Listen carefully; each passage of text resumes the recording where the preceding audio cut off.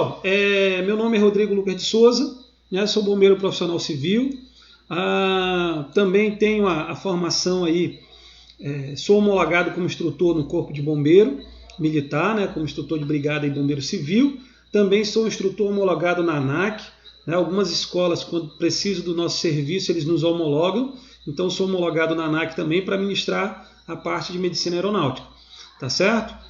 Tive a oportunidade de fazer aí técnica de emergências médicas em Buenos Aires, né, e tenho outras formações aí que nos permite a gente bater um papinho aí, né, mínimo necessário, tá certo? Fique à vontade para perguntar, fique à vontade para compartilhar aí com a gente. Se alguém porventura quiser aumentar o conhecimento, coloca aí na barra de comentários aí que vai ser bem-vindo, né? Na parte dos aspectos fisiológicos vem alguns questionamentos, né? Por que é necessário saber sobre os aspectos fisiológicos do voo? Né?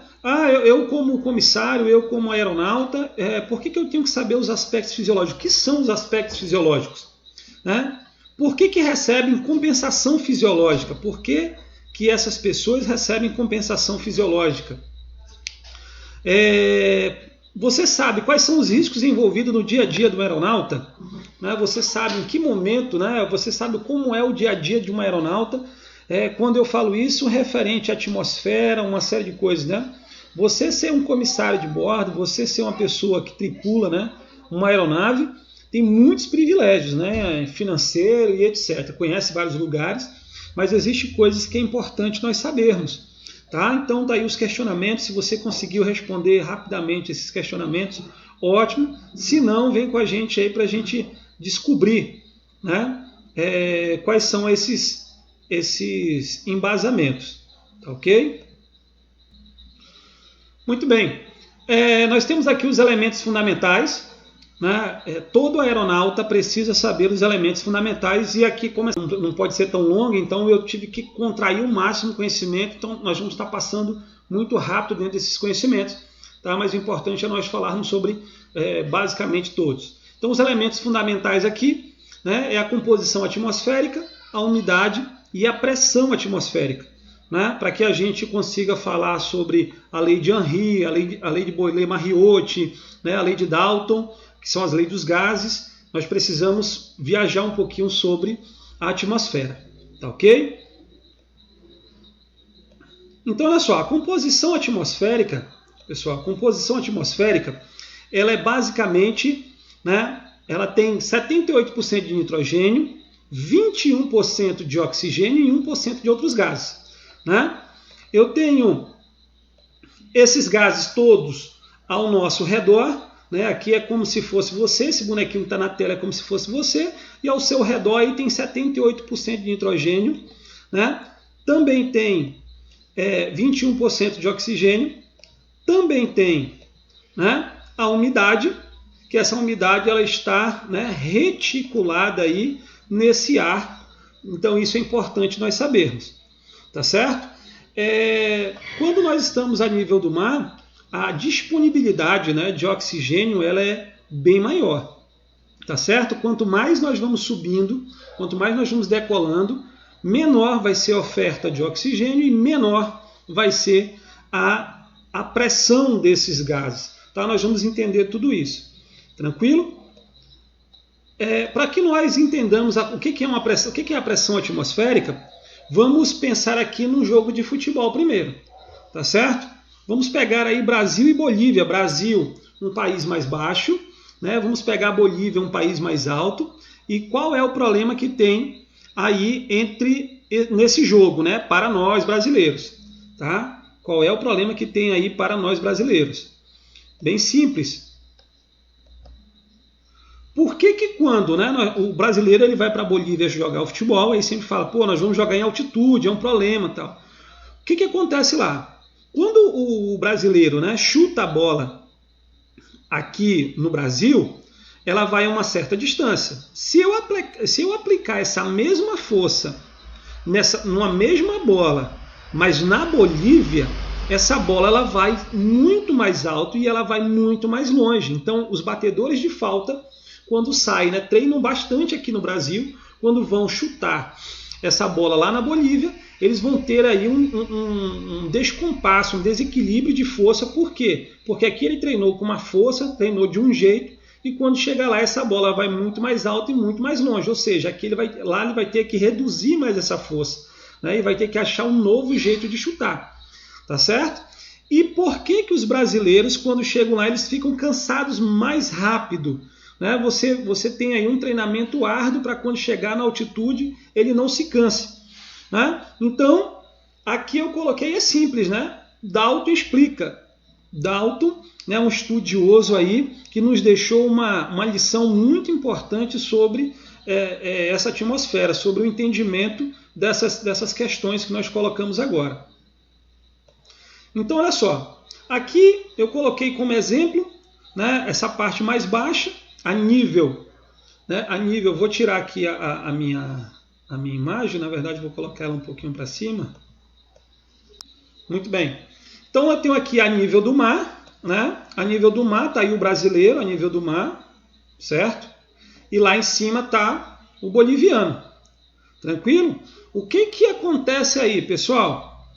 Voltado à pressão atmosférica. Você observa que nesse quadro azul que está aí atrás, tudo isso aí é gás.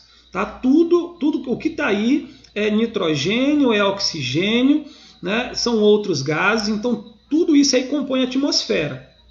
Tá? Tá aí, eu estou colocando para ilustrar muito nitrogênio, muito oxigênio. Tá? Só que eles não estão em linha reta, não. Eles estão distribuídos nessa atmosfera. Tá certo? E aí a pergunta é, quem é? Tá? Vou deixar essa pergunta um pouquinho mais para frente. Vou avançar. Quem é que tem a maior pressão sobre o seu corpo? Atenção. Né? Você tem aqui uma série de gases nessa atmosfera. Você tem o brasileiro um pouco mais baixo. Você tem um boliviano em uma condição de altitude. Né? E você tem uma quantidade grande de gases. Né? Quem é que vocês acham que tem a maior pressão sobre o corpo? Né? Quem é que está sendo empurrado aí de maneira severa para o chão nessa imagem? Quem é que vocês acham? Né? Escrevam aí no comentário quem vocês acham que está em uma condição de maior pressão. Tá certo? Vou colocar esse tempo agora para que vocês, né, escrevam rapidamente aí no comentário quem é que está em uma condição de maior pressão ao ponto de vista de vocês. Eu vou dar uma pista aqui. Tá certo? Eu vou dar uma pista. Lembrando que cada gás tem o seu peso. Tá certo? Então você imagina que essa atmosfera está cheia de gás. E cada moléculazinha dessa tem um peso. Juntando todos esses gases que estão aí, somando tudo, quem é que carrega o maior peso nesse momento? Então vamos lá. Olha só. Você imagina, né, que cada molécula dessa tem um peso. Quem é que vai estar com maior quantidade de gás sobre o seu corpo? Olha a condição do brasileiro aí. Né? Olha a condição do brasileiro. O brasileiro é esse que está na parte mais baixa. Olha a quantidade de gás que vai estar sobre o corpo do brasileiro. Olha a quantidade de gás que vai estar sobre a condição lá, o corpo do boliviano.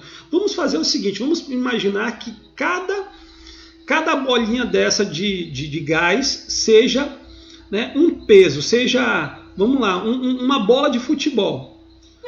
Qual é que teria mais bolas de futebol sobre o seu corpo? O brasileiro. Né? Ou seja, então quem está a nível do mar, ele vai ter uma quantidade gasosa, né? Uma quantidade de peso maior sobre o seu corpo. E o boliviano vai ter uma quantidade menor de gás, de peso, de pressão sobre o seu corpo. Ou seja, todas as vezes quando eu subo, todas as vezes quando eu estou subindo, eu estou saindo de um ambiente de maior pressão e indo para um ambiente de menor pressão. Toda vez que eu desço, eu estou indo de um ambiente de menor pressão para um ambiente de maior pressão. Tá certo? Então a resposta seria: o brasileiro ele está em uma condição de maior pressão. Né?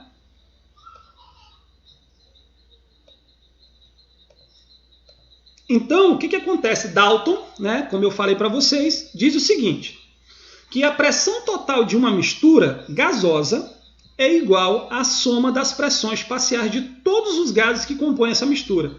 Caramba, agora o bicho pegou, né? Agora eu já não sei mais o que fazer, né? Mas eu vou explicar para vocês o que quer dizer isso. Só gostaria que, se vocês pudessem anotar, anote aí: a pressão total de uma mistura gasosa é igual à soma das pressões parciais de todos os gases que compõem essa mistura. Tá? Como é que funciona isso? Vou explicar para vocês. Olha só como é que funciona. Lá tem uma quantidade X, né, de moléculas de nitrogênio. E também tem uma quantidade X de moléculas de oxigênio. Então o que é feito? Eu pego a pressão do nitrogênio e somo com a pressão do oxigênio, certo? Isso baseado na sua quantidade, tá? De maneira muito simples. Vai dar a soma desses dois gases, dessas duas quantidades, vai dar a pressão, certo? Que cada indivíduo está submetido. Para você ter ideia, né, para a gente ter um cálculo mais exato, aquele rapazinho, né, aquele boneco que está a nível do mar, ele está exposto a 1 atmosfera, ou seja, a 760 milímetros de mercúrio, ou 14,7 psi, ou seja, em número, certo? A quantidade de gases que está agindo sobre esse elemento nesse exato momento é 760 milímetros de mercúrio. E aquele boliviano, ele tem uma pressão muito, muito menor sobre ele. Ficou claro? Então, o que nós fizemos? Nós pegamos a quantidade de gases que tem nessa atmosfera, certo? Nós somamos o peso, né? O peso do nitrogênio, somamos o peso do oxigênio, de acordo com a sua proporção, que deu a quantidade de peso dessa atmosfera, né? Que é exatamente a lei de Dalton. A lei de Dalton fala o seguinte, ó, Rodrigo, soma a pressão parcial dos gases, né, envolvidos nessa mistura. O resultado vai ser a tua pressão total, vai ser aquilo que você está exposto. Tranquilo? Então, Dalton ele dizia isso. Então, pessoal,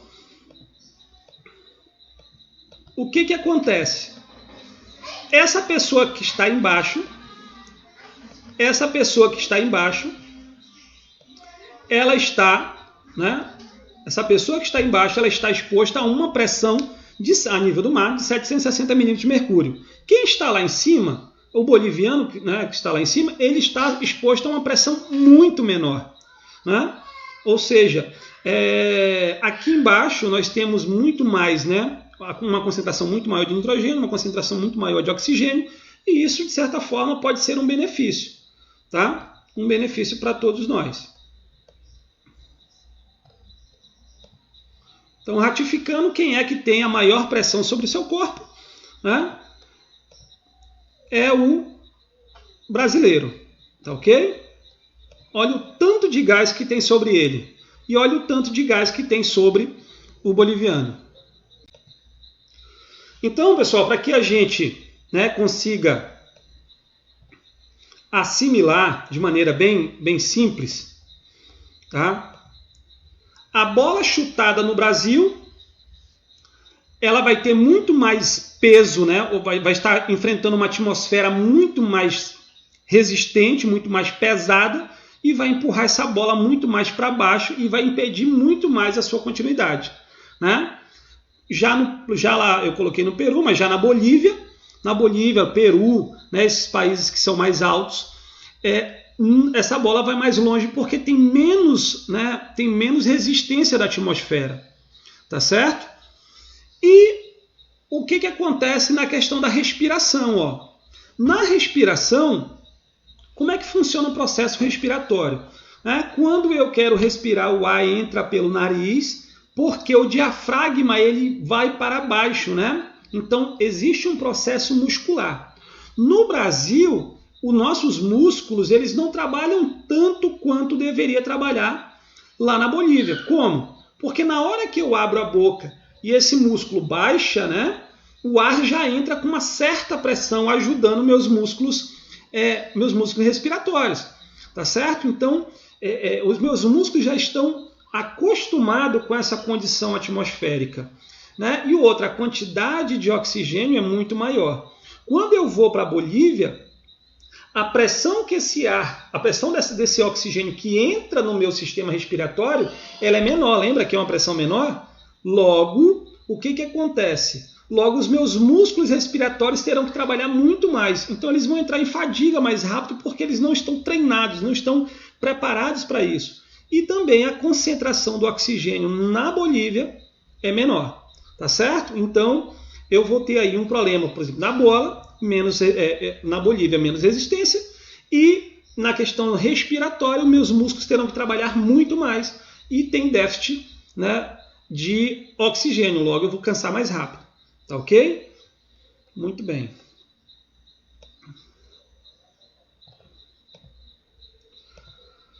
Aplicando isso na aviação, quando nós decolamos, a pressão atmosférica e a disponibilidade de oxigênio diminui consideravelmente, nos colocando em uma condição de hipóxia. Olha só, nós dizemos que todos os aeronautas, todas as pessoas que tripulam a aeronave, eles estão sempre submetidos a uma condição de baixa pressão, né? Na verdade, uma variação.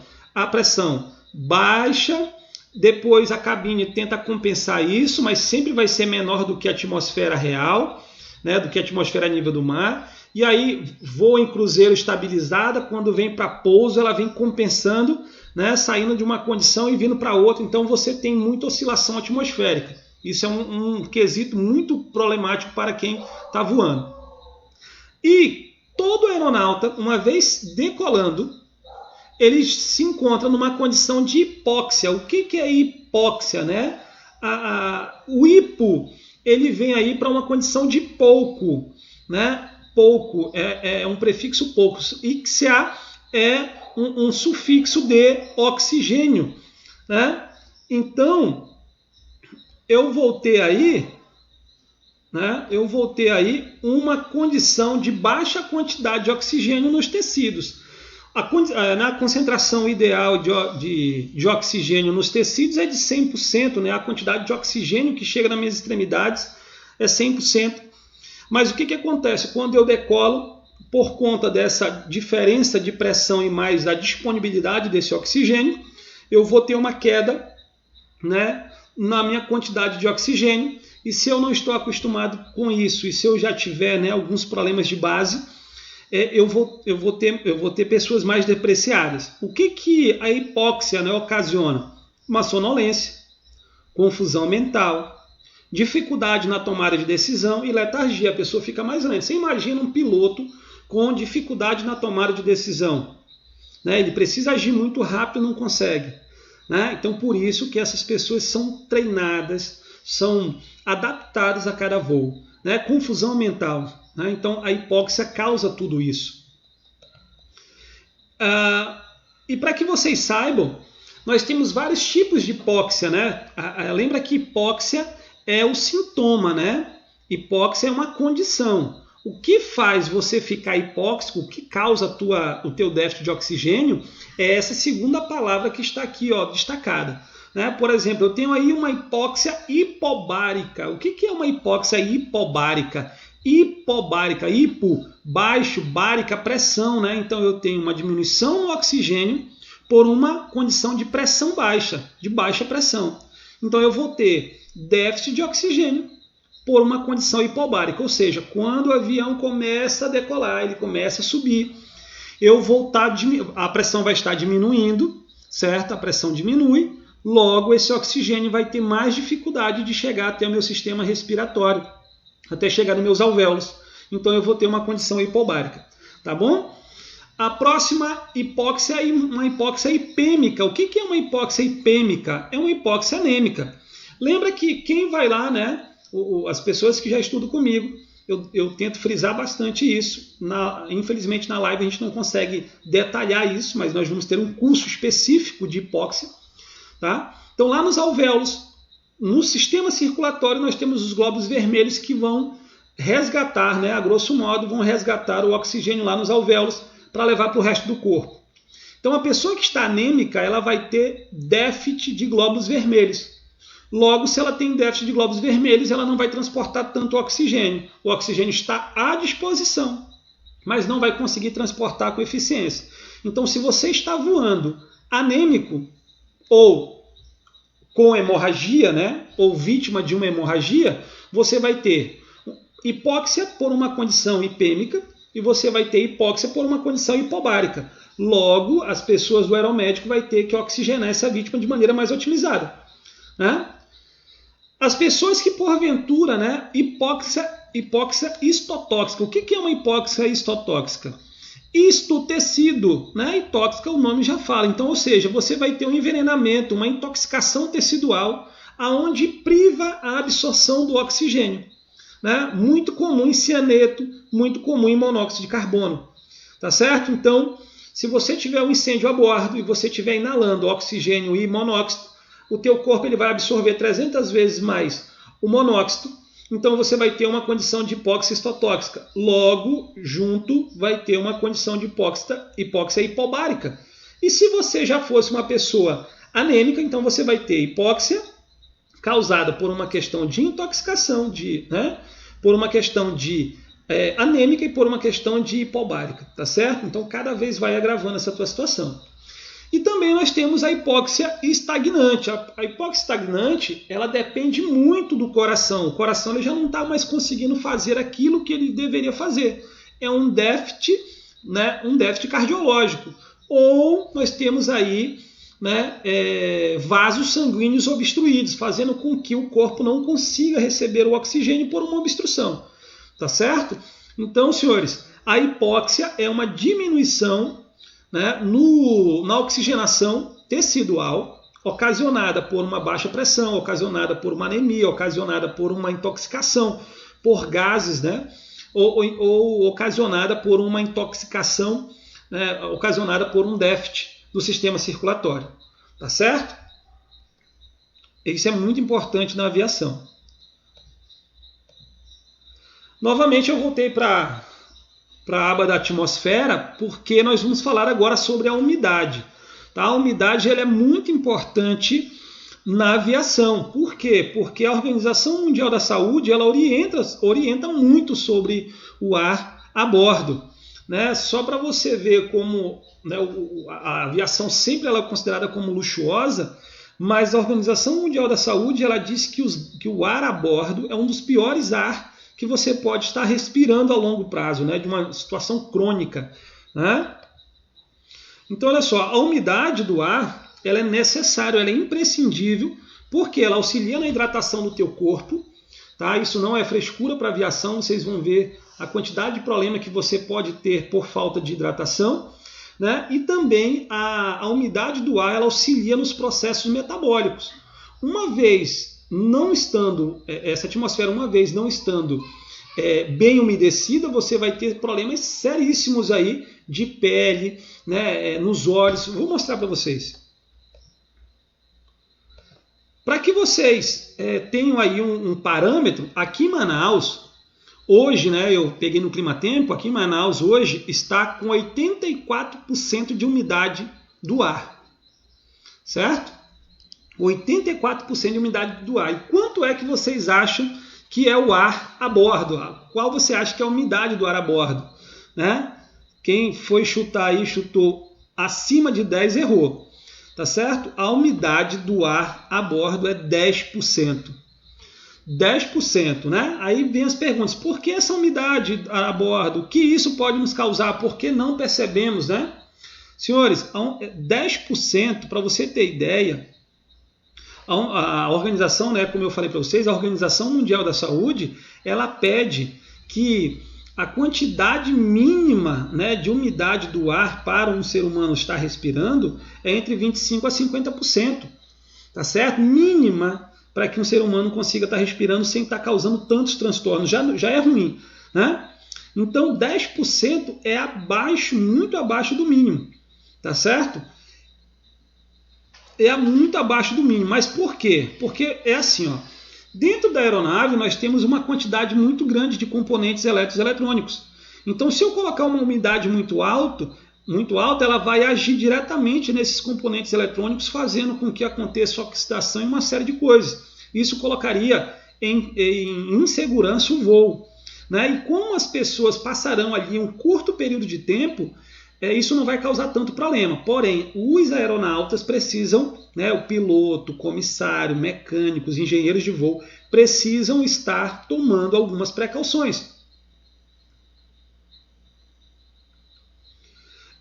Como eu falei para vocês, que a OMS, né, orienta que a atmosfera de uma aeronave em um processo crônico, ou seja, em um processo prolongado, ela é muito prejudicial, né, por conta da disponibilidade de oxigênio, pressão, umidade e a sua taxa de renovação, né, o tempo que ela se renova.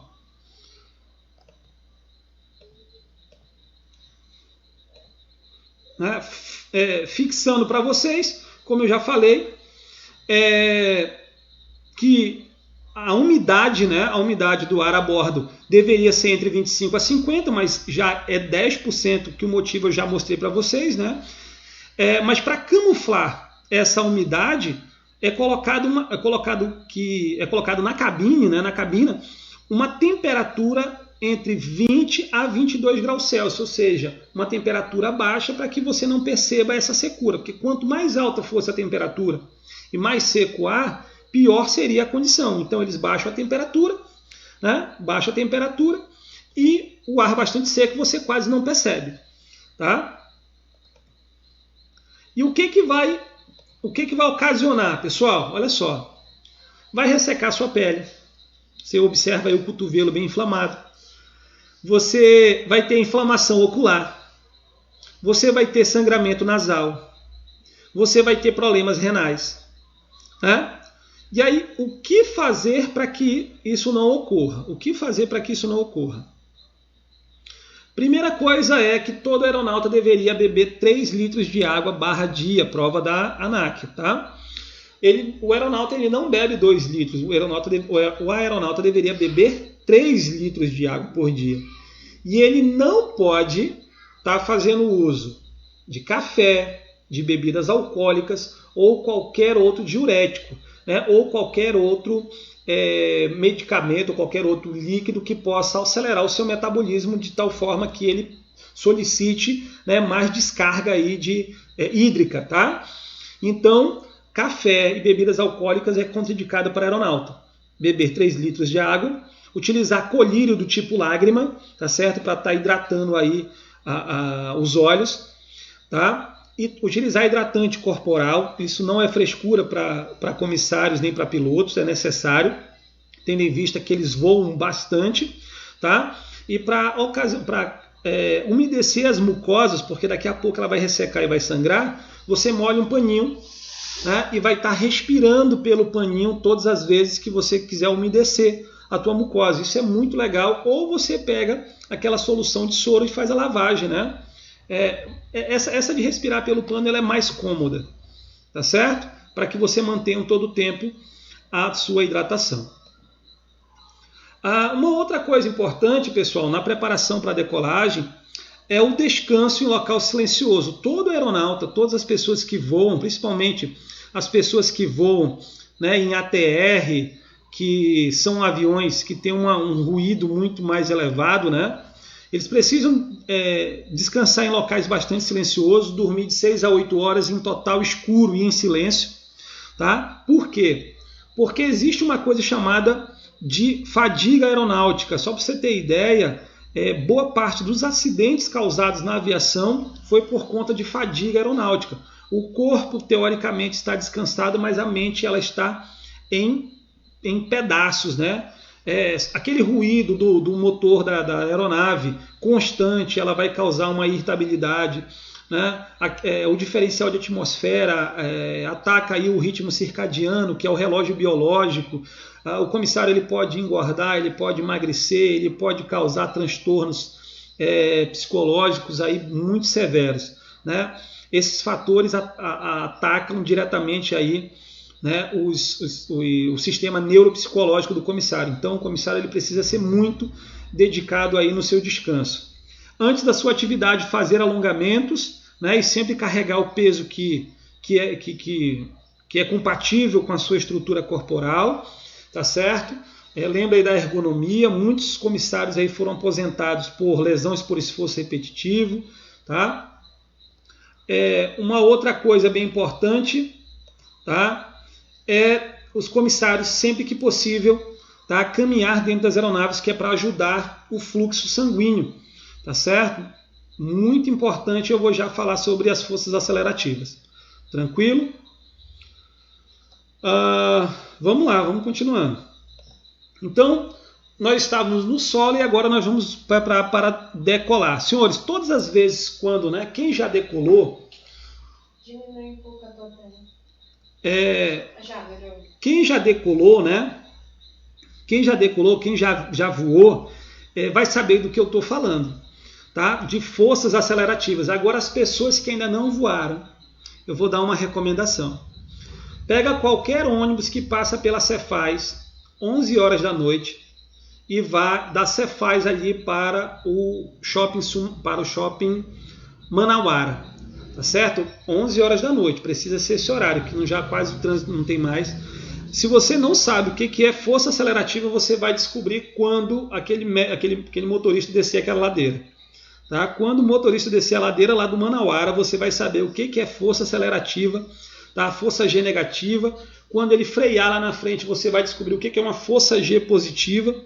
Tá certo? Força G negativa é toda vez que, devido à manobra, né, devido à condição, o meu corpo parece estar levitando, né?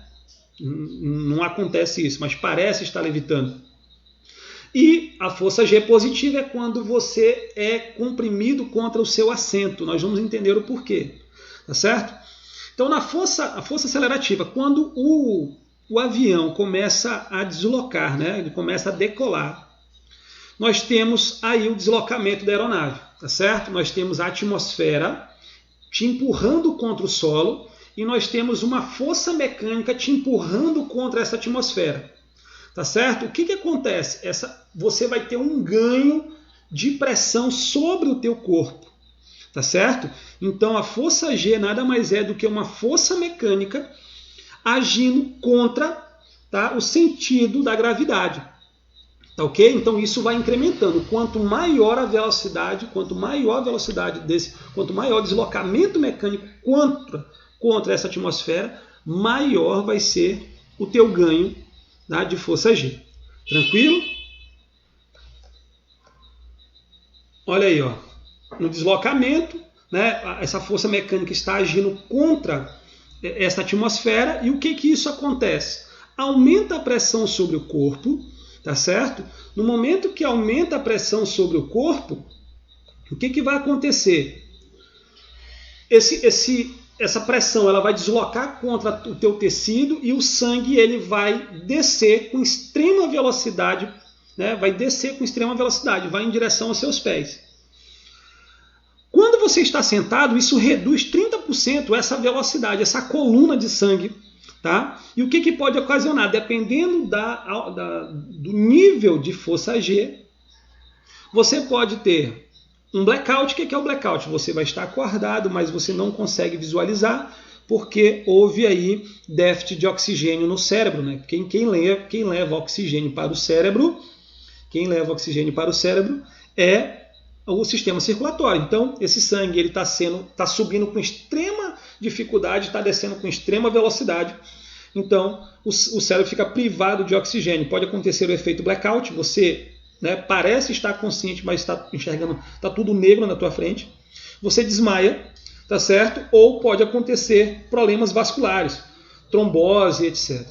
Tá ok? Então, muito cuidado no deslocamento. Mantenha-se sentado na hora de decolar, né? Esse é um critério obrigatório. E lembra, quem está sentado sofre menos problema do sistema da força G positiva. Beleza? Vamos continuar. Força G negativa. Né? Houve uma pergunta aí na turbulência, né? A turbulência sim acontece, força G positiva e força G negativa. Você imagina, você está aqui, né?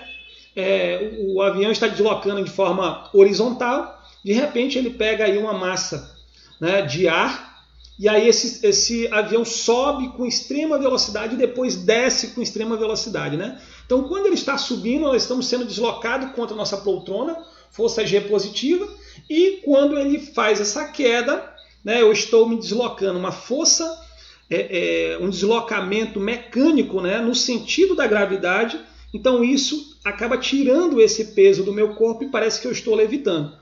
Então, todas as vezes que na turbulência acontecer essas subidas e descidas, né, são aí massas de ar, né, quente e fria, que atuam na turbulência. Não vou estar falando de turbulência, né, nós temos vários tipos de turbulência, tá? Pode ser um vídeo mais para frente, mas na turbulência sim acontece essa força G positiva e força G negativa.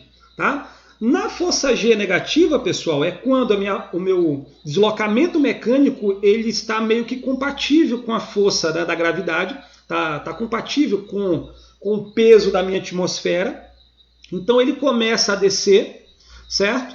E aí o que acontece? Eu começo a tirar esse peso contra o meu corpo e parece que eu estou mais leve. Não é que eu esteja mais leve, é que não existe tanta força me empurrando contra aquela poltrona. E aí o que acontece? O sangue desce com mais lentidão e sobe com extrema velocidade, podendo ocasionar um AVC. As pessoas que já estão debilitadas, sistema circulatório no gatilho aí para acontecer AVC, em um voo pode ser que aconteça. Tá certo? E aí o que acontece? Quando eu estou dando aula para aviação, eu mostro para alguns pilotos que pilotos podem matar pessoas pilotando. Né? Pilotando ali o avião, mesmo às vezes sem querer, ele pode matar pessoas. Como? Fazendo razões de subida muito íngreme, né? Umas descidas muito íngreme. Então todo o processo do piloto tem que ser muito bem trabalhado, porque senão ele pode afetar pessoas e pessoas podem entrar em colapso. Certinho?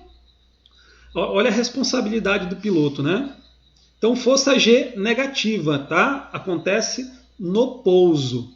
Tá? E força G positiva acontece na decolagem e nos rolamentos, né? Rolagem para a direita, rolagem para a esquerda. Agora vamos para a parte das dores, tá? Quem aí já voou, né, e sentiu dor no ouvido, sentiu aí dor na face, né? Dor no dente ou dor no estômago, parece que o estômago está afrontado, pesado, dolorido, né?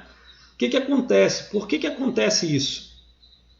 Vamos lá, matéria de prova também aí, tá? Tema de prova para os comissários, tá certo? Para que nós possamos falar dessa lei, né? Para que nós possamos falar dessas dores, nós vamos ter que falar sobre Boilet-Mariotte. Quem é nosso aluno aí de comissário já vai falar a palavra vixe, né? Lá vem de novo Boilet-Mariotte, porque eu passo 90% das nossas aulas falando aí sobre Boilet-Mariotte. Pessoal, a lei de Boilet-Mariotte ele nos ajuda a entender por que dói o nariz, né? Por que dói a face, por que dói o dente, por que dói tudo isso aí, tá certo? Então o que Boilet-Mariotte nos ajuda aí? A pressão é inversamente proporcional ao volume quando a temperatura é constante. Eita, bagaceira! Tá difícil, não tá? Tá difícil aí, né? Então olha lá. O que acontece? Eu tenho a temperatura do ar a bordo a 22 graus Celsius, está mostrando na bolinha. A temperatura ela está constante. Por que ele pede com a temperatura constante? Porque se variar a temperatura, vai modificar a condição da atmosfera, vai modificar a questão do volume. Então, para uma questão de quantificação, a temperatura ela precisa estar estável, tá certo? Então, a temperatura a bordo é 22 graus. Vamos colocar 22 graus como parâmetro. Tá certo? E aí ele fala o seguinte, ó, a pressão é inversamente proporcional ao volume. Como é que é isso? Toda vez que a pressão aumenta, o volume diminui o mesmo tanto. Tá? O volume do ar, do gás que está dentro das cavidades. Então toda vez que a pressão aumenta, o volume diminui. Toda vez que o volume, né, toda vez que a pressão aumenta, o volume diminui. E toda vez que a pressão diminui, o volume vai aumentar. O mesmo tanto que a pressão aumenta é o mesmo tanto que o volume diminui. Ficou claro? Então, pressão maior é igual volume menor. Ou pressão menor é igual volume maior. Tá certo? E o que isso nos diz, né, sobre a aviação? Lembra que o seguinte, tá? Na decolagem, a pressão diminui Quando eu estou subindo, a pressão diminui. Lembra que Dalton falou? Quanto mais alto, menos pressão eu vou ter, menos gás eu vou ter, ou seja, então o resultado vai ser menor. Quando eu pouso, tá? Quando eu venho para pouso, a pressão ela aumenta, porque eu saio de uma condição de menor pressão e vou para uma condição de maior pressão. Tá certo? Lembra disso, decolagem, pressão diminui, pouso, pressão aumenta. Para que nós possamos entender a dor no ouvido, eu vou ter que entender aí a composição do nosso ouvido de maneira básica. Tá? Primeira coisa, olha para esse círculo aí e o que está no meio dele é o tímpano. Tímpano é uma membrana acústica, tá certo? Muito importante no nosso ouvido. Tá ok? Então, antes do meu tímpano, eu tenho aí o ouvido externo, tá certo? Depois do meu tímpano, eu tenho o ouvido médio. Depois do ouvido médio, eu tenho o ouvido interno. O ouvido interno, pessoal, está ligado, né, aqui ao lado da nossa cavidade nasal, tá? Próximo, entre a cavidade nasal e faringe, tá certo? Então eles estão diretamente ligados. Quer fazer um teste? Vamos fazer um teste para a gente descobrir que o nariz está conectado ao ouvido, né? Nosso sistema respiratório também está conectado ao nosso ouvido, tá certo? Você fecha o nariz e sopra um pouquinho, tá? Não sopra muito, porque senão você pode romper o tímpano. Tampa e sopra para o ouvido, tá certo? Sopra para o ouvido. Então você vai ver que o nosso sistema está conectado, tranquilo? Quando nós ficamos aí gripados, o ouvido ele tampa bastante, então eles estão conectados. Isso é muito ruim para um voo, tá certo? Então, ouvido externo, tímpano, ouvido interno e ouvido médio, tá certo?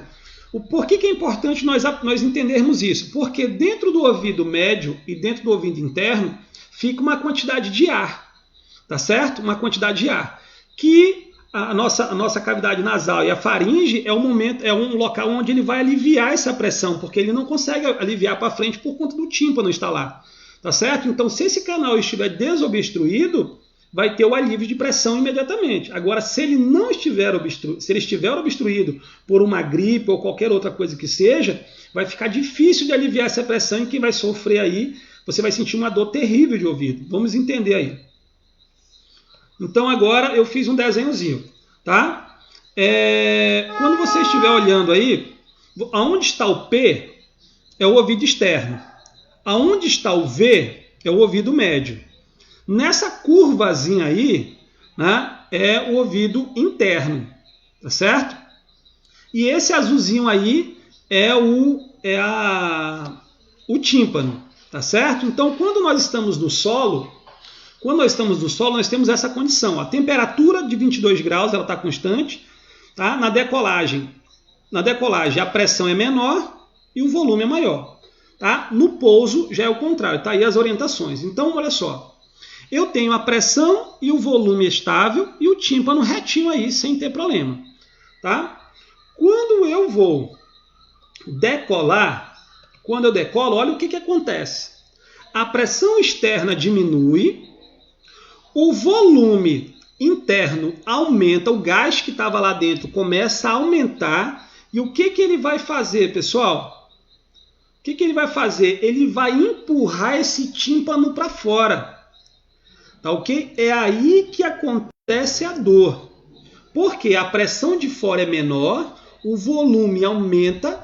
Como não tem como aliviar, porque está congestionado, não tem como aliviar essa pressão, o que você vai fazer?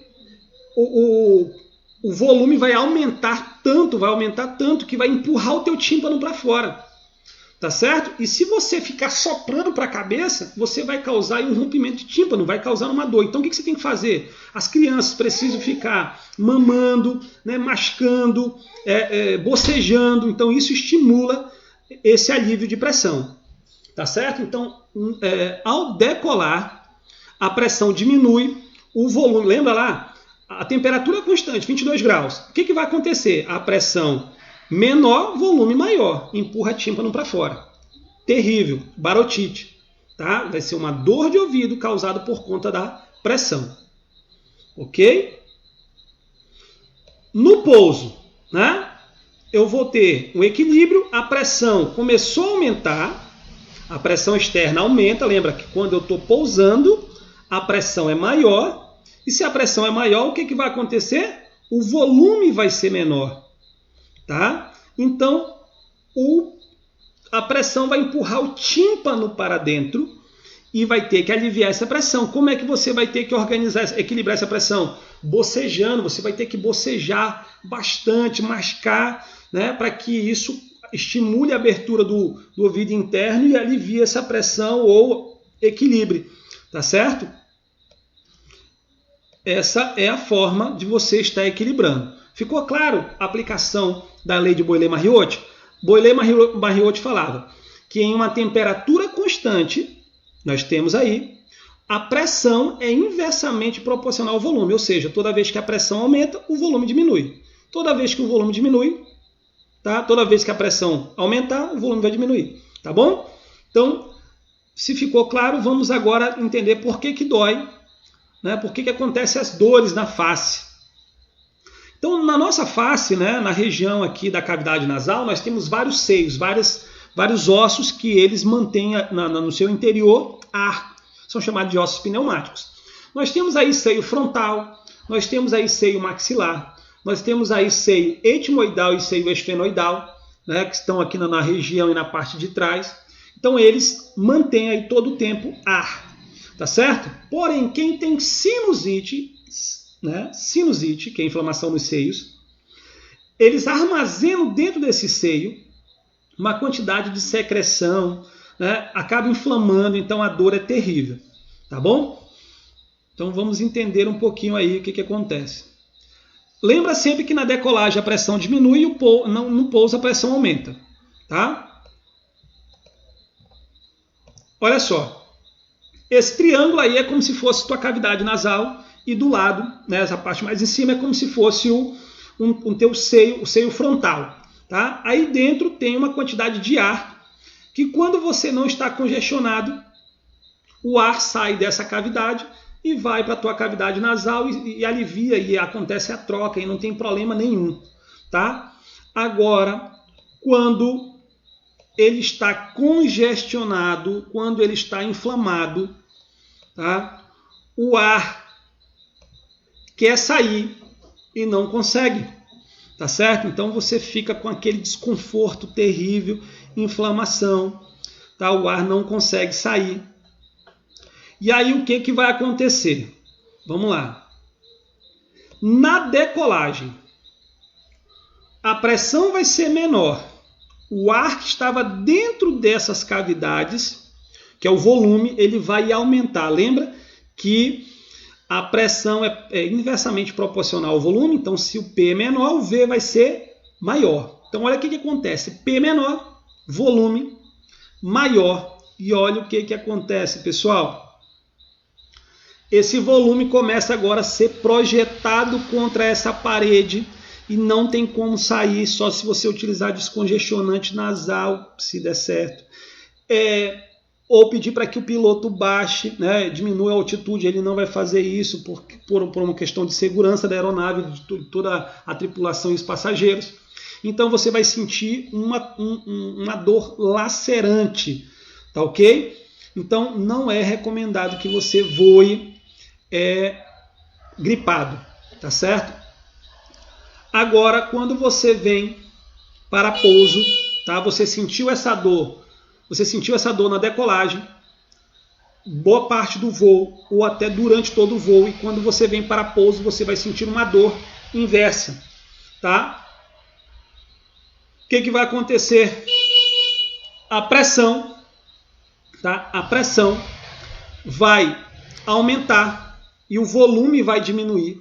A pressão vai aumentar e o volume vai diminuir, e agora vai ser feito uma dor sentido contrário, agora para dentro dos teus seios, tá? E aí você vai pedir a Deus para que chegue no solo, para que você consiga normalizar.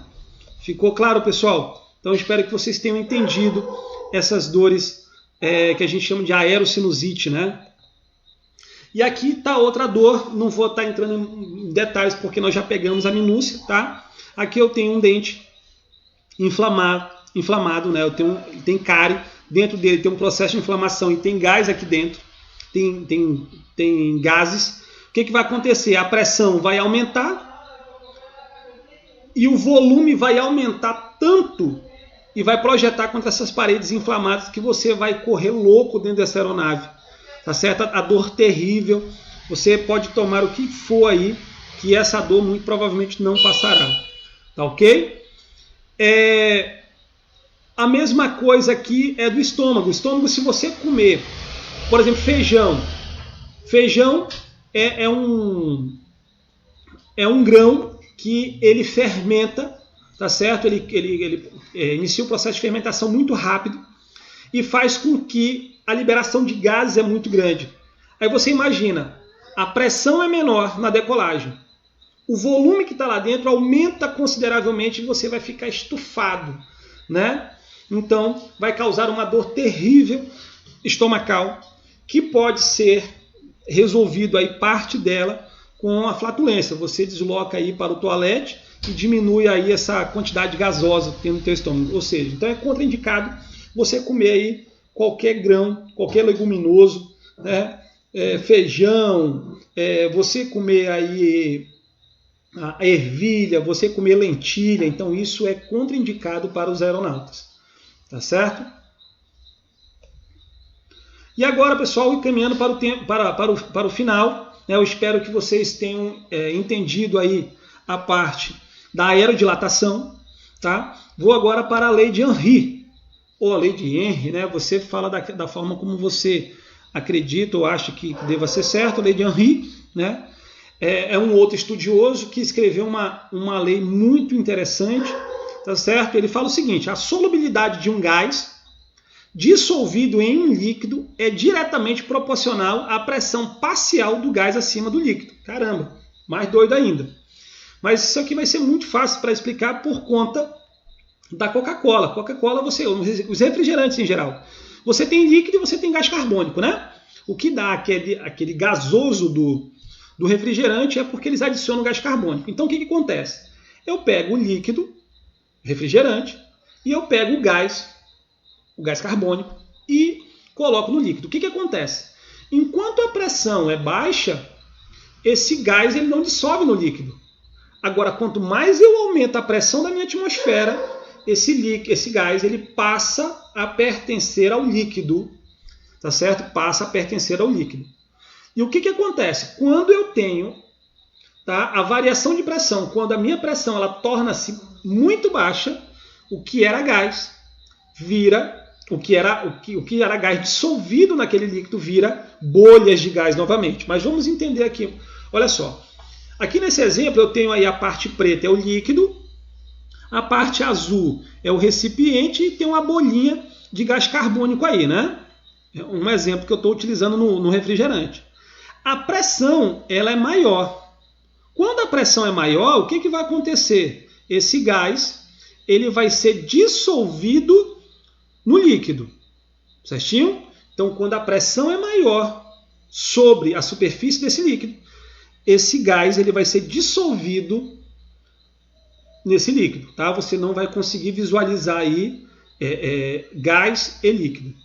Agora, quando a minha pressão diminui, esse gás ele volta, ele sai da condição de dissolução e passa a ser gás único exclusivamente. Ficou claro?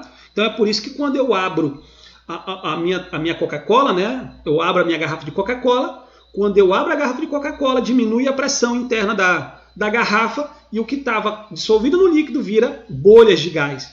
Da mesma forma acontece no nosso corpo, né?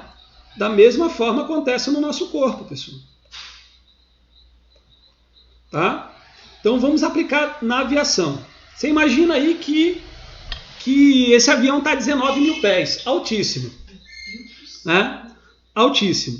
Então é uma atmosfera bastante crítica, porque a cabine, né, onde os passageiros estão, quanto mais ela sobe, mais o sistema dela tenta compensar, parecendo com que nós estejamos a nível do mar, tá certo? Lá fora do avião, a pressão é muito baixa, mas dentro do avião a gente tenta equilibrar essa pressão para parecer, é uma pressão artificial, né? Uma condição artificial, na verdade, para parecer que nós estejamos a nível do mar, mas a gente nunca consegue, né? Nós não vamos chegar a nível do mar dentro da aeronave porque é uma pressão muito desigual com lá fora, tá certo? E aí o que acontece? Conforme ele vai subindo, a pressão externa está muito baixa, a pressão interna está parecida com a nível do mar, tá certo? E, então essa pressão alta está fazendo com que o nitrogênio que está nos nossos tecidos, tá certo? Essa pressão interna está fazendo com que o nitrogênio, tá? Para que você saiba, nós temos muito nitrogênio nos nossos tecidos gordurosos, tá certo? E aí o que acontece? A pressão faz com que eles fiquem dissolvidos ali nesse tecido. E aí o que acontece? Vamos lá. A pressão alta faz com que esses gases, tá? Essa desenho que parece uma arvorezinha aí é como se fosse o nosso sistema circulatório, tá? Então a pressão alta faz com que esse nitrogênio fique dissolvido aí nesses líquidos, tá certo? No nosso corpo. Quando acontece a 19 mil pés uma despressurização violenta, ou seja, ele perde de maneira repentina a pressão interna, aquela pressão artificial que nos mantinha numa condição equilibrada, ele perde, eu saio de uma pressão muito alta para uma pressão muito baixa imediatamente. O que acontece com o nitrogênio que estava no nosso corpo? Se transforma em gás. Está aí a bolinha, né? Está aqui a bolinha de gás, de nitrogênio. Olha só o que vai acontecer, pessoal. Essa bolinha de gás, ela começa agora a percorrer no seu corpo, tá certo? Ela pode ficar debaixo, ela pode estar debaixo da sua pele aqui, ó, da camada da sua pele. O que ela vai ocasionar? Coceira, vermelhidão, irritação. Ela pode, de repente, ficar nas suas articulações, tá? A articulação do ombro, você ao dobrar, você vai sentir uma dor terrível, tá certo?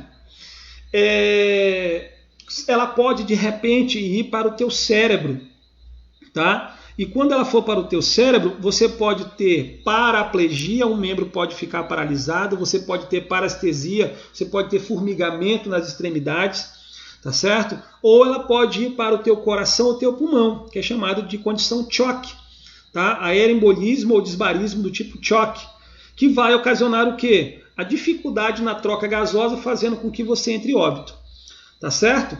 Então, pessoal, isso é um efeito muito crítico. Essa pessoa ela precisa ser oxigenada imediatamente. Muito provavelmente ela vai para uma câmara hiperbárica para que a pressão novamente faça com que a pressão alta faça com que esse líquido, esse gás dissolva novamente no nitrogênio e deixe de causar transtorno aí no nosso sistema.